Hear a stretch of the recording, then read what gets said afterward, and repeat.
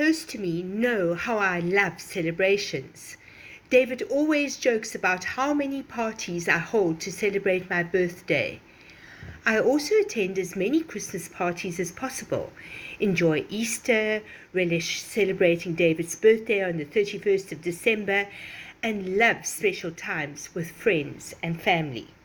That's why I was so excited to experience Vietnamese Lunar New Year. I've always lived in a society following the solar Julian and not the lunar calendar, based on the monthly cycles of the moon's phases.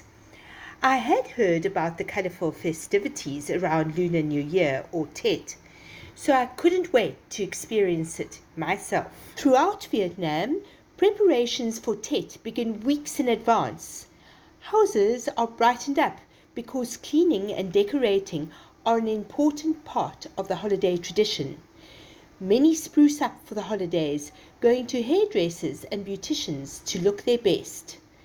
I noticed an incredible abundance during this time, with freshly picked fruit and vegetables filling supermarkets and piled up bounteously by roadside vendors.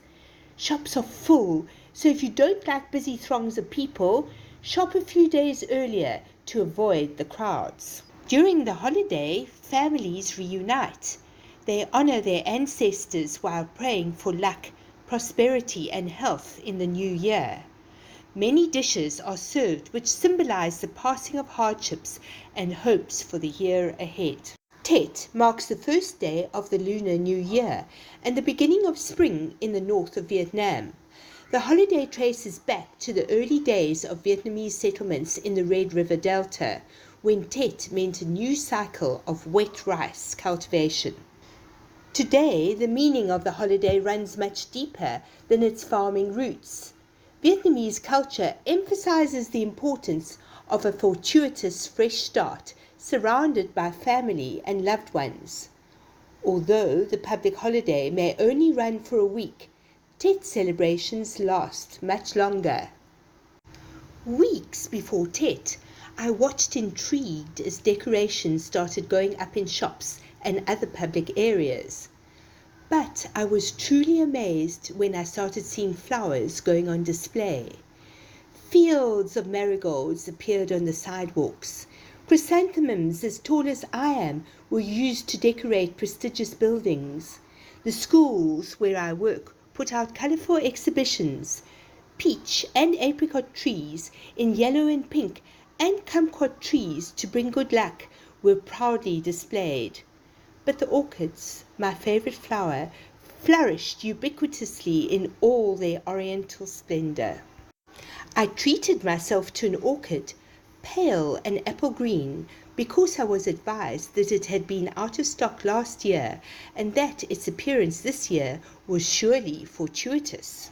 Each lunar year is represented by a different zodiac animal. I had thought that there was uniformity in Asian countries regarding the choice of zodiac signs. I was surprised to find out that while countries like China and Japan celebrate 2023 as the year of the rabbit, the Vietnamese celebrate it as the year of the cat. I had heard about beautiful flower displays in Vietnam's main cities and decided to go to one in Ho Chi Minh City. The exhibition I chose had been arranged by Ho Chi Minh City's Department of Culture and Sports and was to be found in Nguyen Hue Flower Street in the pedestrian zone. This area is historically interesting. In the past, it was swampy, low-lying land, and traffic was mainly by waterway. In the early development process, canals were dug to facilitate the passage of boats and ships in the transportation of goods. So, remarkably, Nguyen Hue Street started life as the Kin Long Canal that ran from the Saigon River into the city and was well known for the fabrics traded here, mainly by the Chinese. After the French conquered Saigon in 1861, Kin Long was renamed the Shana Canal. Later, road vehicles were developed, so the French decided to fill up the canal around 1887 and replaced it with a tramway. In 1956, Boulevard Shana was renamed Nguyen Hue Street.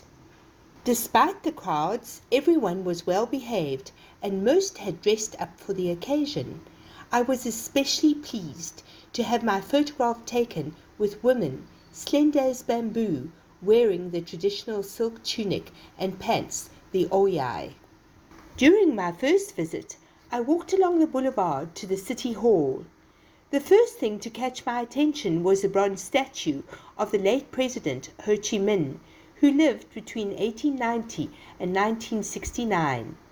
This important monument was erected in May 2015 and stands near a section of the Nguyen Hue pedestrian street, befittingly right in front of the People's Committee building, the City Hall. It's a popular spot where locals and tourists get their photographs taken. The City Hall has a Renaissance style and was built in 1902 to 1908 in a French colonial style by architect Paul Gard. It was originally called the Hotel de Ville.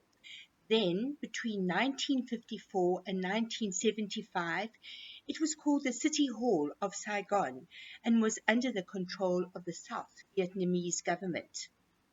After the reunification of the country in 1975, it was given its present name, the Ho Chi Minh People's Committee Head Office.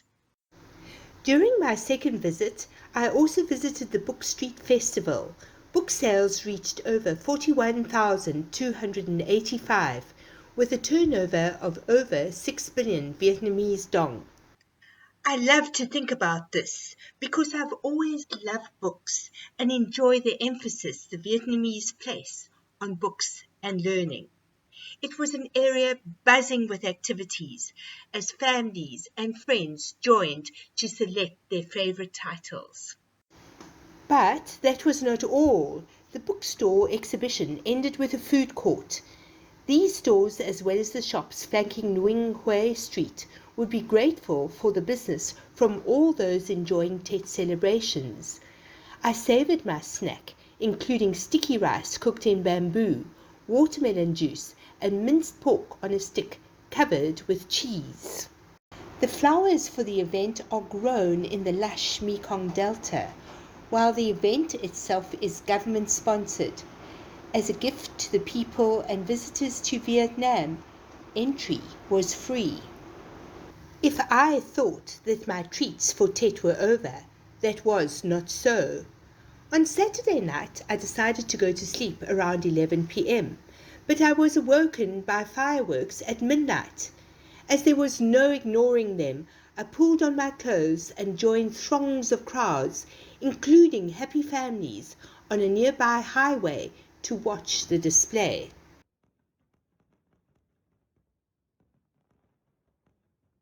The 15-minute show was generously funded by business and other organizations in Ho Chi Minh City in 6 different locations. Everyone benefited from the display, and the Year of the Cat began on a propitious note. I was happily making my way home when I heard a very loud pop. I jumped and expected the worst. Instead, clouds of golden pieces of paper filled the air and rained down merrily on me and other passers-by. Then I heard many more benign bangs, with each cracker leaving the streets glittering gold under the strong street lights. I thanked my lucky stars that I was not a street sweeper on duty the next day. Tet finally ended, but not before my heart soared and I secretly wiped away an emotional tear. I received a few auspicious red envelopes with lucky money. And at that moment, and the weeks ahead, I felt warm, thankful, and accepted in this colourful, enchanting country, far, far away from home.